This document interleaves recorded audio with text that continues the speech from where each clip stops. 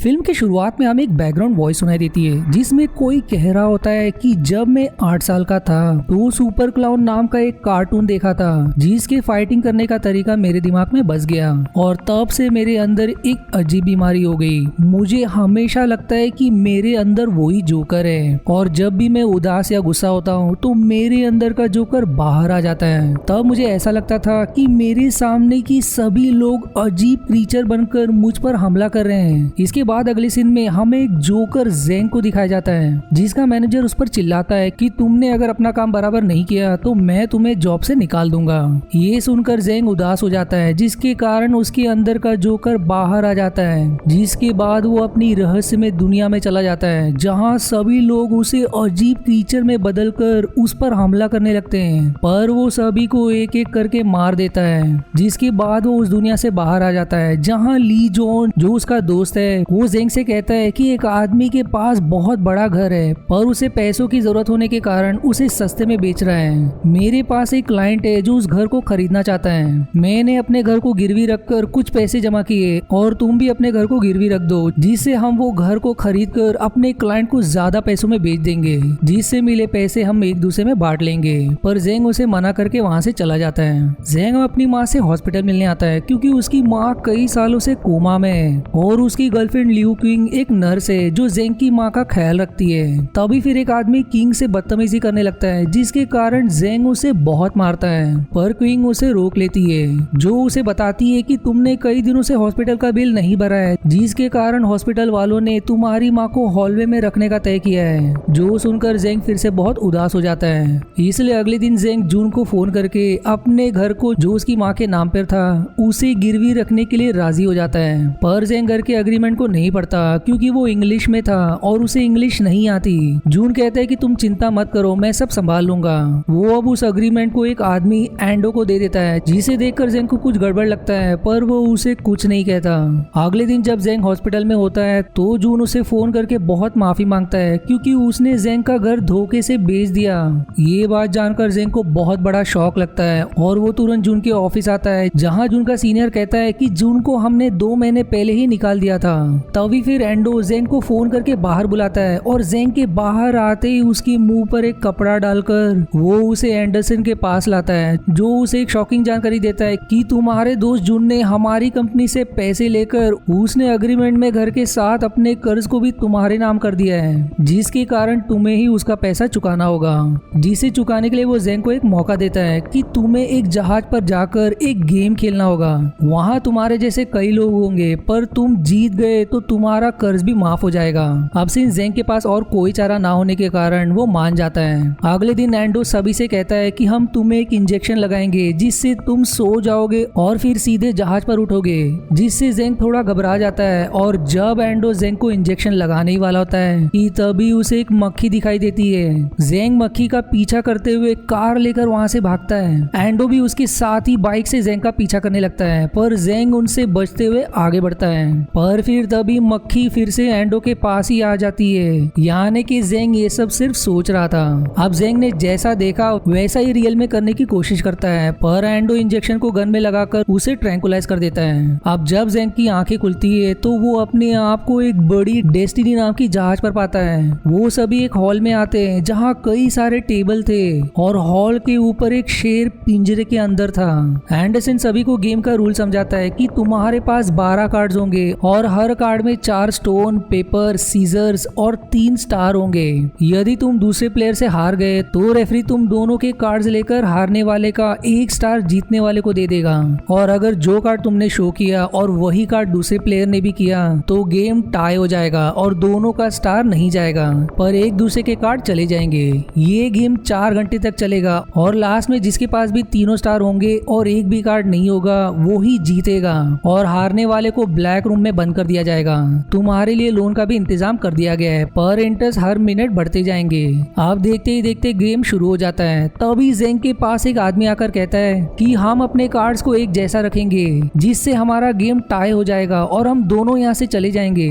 जिस पर ज़ेंग राजी हो जाता है और वो आदमी शुरुआत में तो सही खेलता है पर आखिर में वो ज़ेंग से चीटिंग करके ज़ेंग का ही 2 स्टार लेने में सफल हो जाता है। जिसके बाद अब ज़ेंग के पास सिर्फ 1 ही स्टार बचा है। उसके चीटिंग की वजह से ज़ेंग उस पर हमला हमला करने ही वाला होता है कि गार्ड्स उसे रोक लेते हैं और इसी गुस्से में वो फिर से अपनी रहस्यमय दुनिया में चला जाता है और उस दुनिया से बाहर आते ही वो बेहोश हो जाता है, जिसके बाद जून उसे होश में लाता है। जेंग अब जून को देखते ही उसे मारने लगता है, पर जून बचाव में जेंग से माफी मांगता है कि मैंने तुम्हारा घर बेच दिया, मैं चाहता था कि मैं कसीनो में सारे पैसे जीतकर तुम्हें तुम्हारा घर और कुछ पैसे भी दे दूं, पर एंडरसन ने मुझे यहाँ भेज दिया। जिसके बाद से अब उसके पास भी सिर्फ एक ही स्टार बच गए थे।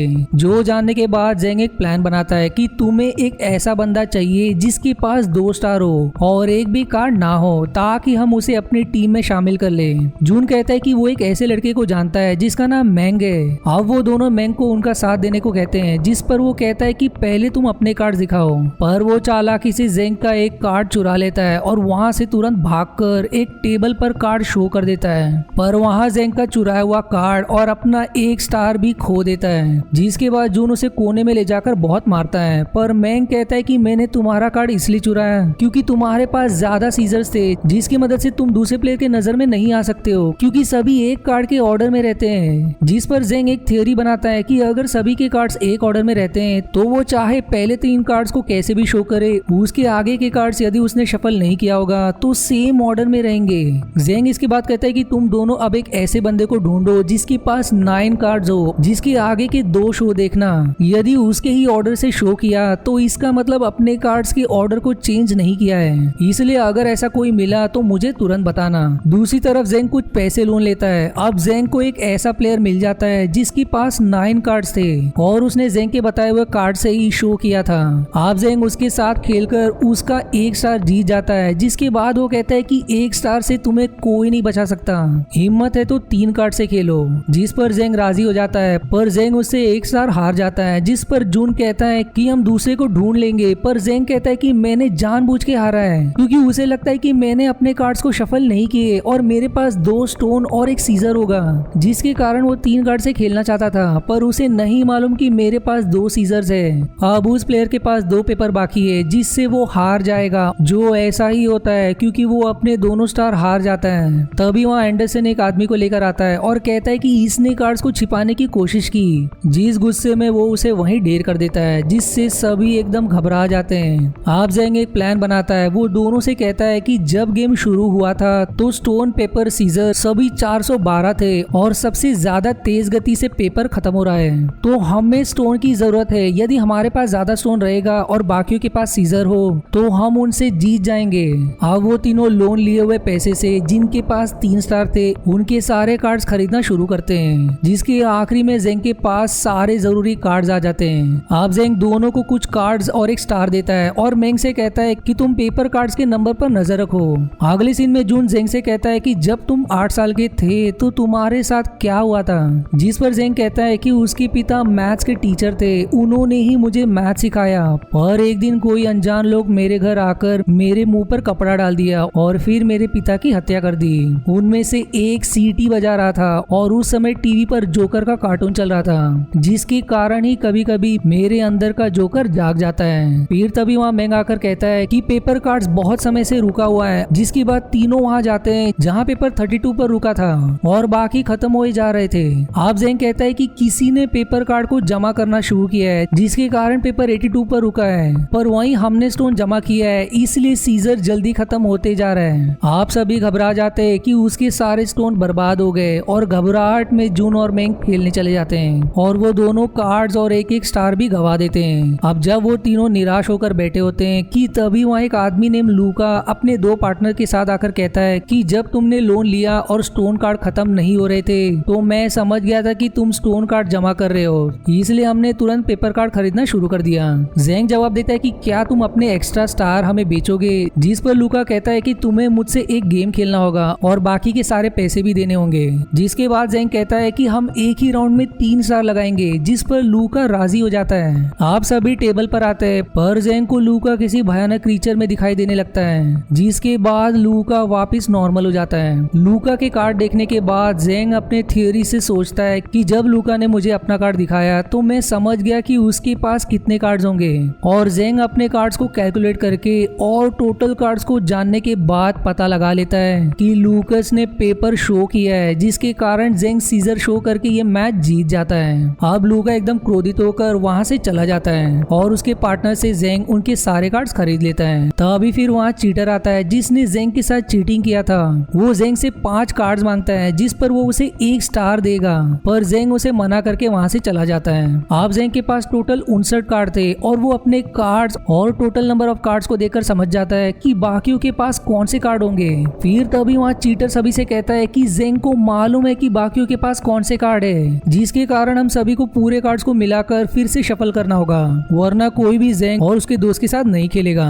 जिस पर सभी राजी हो जाते हैं और जेंग को भी अपने सारे कार्ड्स देने पड़ते हैं। अब चीटर सारे कार्ड्स को फिर से मिलाकर सभी को बांट देता है। जेंग को सारे पेपर कार्ड मिलते हैं जिससे जेंग को चीटर की चाल समझ जाती है। दूसरी तरफ चीटर एक आदमी से अपना कार्ड बदलने की कोशिश कर रहा होता है जिस पर वो उसे 1 स्टार देगा। तभी वहाँ जेंग आ जाता है और चीटर से कहता है कि तुमने शफल करने में चीटिंग की क्योंकि मुझे ही सारे पेपर कार्ड्स मिले, जिससे तुम्हें हमसे जीतने के लिए सीजर कार्ड की जरूरत पड़ेगी क्योंकि हमारे पास सिर्फ पेपर कार्ड्स है। जिसके बाद अब जेंग सभी को कहता है कि इसने गेम की शुरुआत में चीटिंग से मेरा 2 स्टार ले लिया था और अभी इसने जिसके पास 1 कार्ड था उसे सीजर कार्ड दिया जिसमें उसने निशान लगाया होगा। अब चीटर जिस प्लेयर से कार्ड बदलने वाला था उसके पास निशान लगा हुआ सीजर कार्ड होता है और इस तरह चीटर की सच्चाई सामने आ जाती है। अब जेंग और चीटर दोनों में मैच शुरू होने से पहले जेंग कहता है कि यदि तुम हमारे साथ नहीं खेलोगे तो तुम हारोगे क्योंकि तुम्हारे पास 1 ही कार्ड है, और यदि तुम हमारे साथ खेलोगे तो हम में से किसी एक को ब्लैक रूम में जाना होगा क्योंकि हमारे सारे कार्ड टाई हो जाएंगे, पर 1 कार्ड बच जाएगा। जिसके बाद दोनों में खेल शुरू होता है, पर चीटर अंत में हार जाता है और 1 कार्ड होने के कारण जेंग अपने दोस्तों को बचाकर खुद ब्लैक रूम में चला जाता है। अब एंडरसन आकर कहता है कि सभी अपने स्टार से जो चाहे वो खरीद सकते हैं, जिस पर जून जेंग को खरीदकर उसे आजाद करना चाहता था, पर मैंग उसे मना करके कहता है कि हमें अपने स्टार से बहुत पैसे मिलेंगे और अगर हमने जेंग को छुड़ा लिया तो उसने जो लोन लिया है उसका इंटरेस्ट हम सभी को भरना होगा। ये कहकर मैंग वहाँ से चला जाता है। जून भी लालच में आ जाता है जिसके कारण वो जेंग को वहीं छोड़कर चला जाता है। अब उस कमरे में जेंग से एक आदमी कहता है कि यहाँ सिर्फ पैसा चलता है। उसके शरीर पर चोट के निशान थे और उसकी पीठ पर पट्टी भी लगी थी, पर फिर तभी 2 आदमी आकर उसे छुड़ा लेते और जब वो जा रहा होता है कि तभी जेंग के अंदर का जोकर बाहर आने लगता है। जिस गुस्से के क्रोध में वो उसे बहुत मारता है, पर गार्ड्स उसे अंत में रोक लेते हैं। वो लोग उस आदमी से बैंडेज के बारे में पूछते हैं जो उसकी पीठ से गायब था क्योंकि उसका बैंडेज जेन ने निकाल दिया था जिसमें उसने कई सारे हीरे छिपा के रखे थे। हीरे अब जेंग के पास होने के कारण वो आदमी जेंग को भी छुड़वा देते हैं। वहां से निकलने के बाद जेंग वो हीरे उन पर फेंक देता है और तभी उसके अंदर का जोकर फिर से जाग जाता है और वो मैंग को जो क्रीचर में दिखाई दे रहा था उसे बहुत मारता है और जून के सारे पैसे ले लेता है। जिसके बाद एंडरसन के आदमी सभी जीते हुए प्लेयर्स को उनके घर छोड़ देते हैं और फिर मूवी के लास्ट सीन में जेंग हॉस्पिटल में अपनी माँ के पास बैठा होता है कि तभी वहाँ से एंडो गुजरता है और जेंग उसका पीछा करते हुए नीचे आता है, जहाँ एंडरसन वैसा ही सीटी बजाते हुए नजर आता है जैसा उसके पिता के हत्यारे ने बजाई थी, जिससे जेंग समझ जाता है कि उसके पिता का हत्यारा कोई और नहीं बल्कि एंडरसन ही है। जिसके बाद अंत में एंडरसन कहता है कि तुम भी तुम्हारे पिता जैसे हो। जिसके बाद ये मूवी 2 भी कंटिन्यू के साथ ही समाप्त हो जाती है, यानी कि आगे इसका अगला पार्ट बनेगा। और आज के वीडियो में इतना ही। आशा है आपको मेरी एक्सप्लेनेशन पसंद आई। यदि हाँ तो प्लीज वीडियो को लाइक करना और चैनल को सब्सक्राइब करके सपोर्ट करना ना भूलें। मिलते हैं अगले एक्सप्लेनेशन वीडियो में, तब तक के लिए धन्यवाद दोस्तों।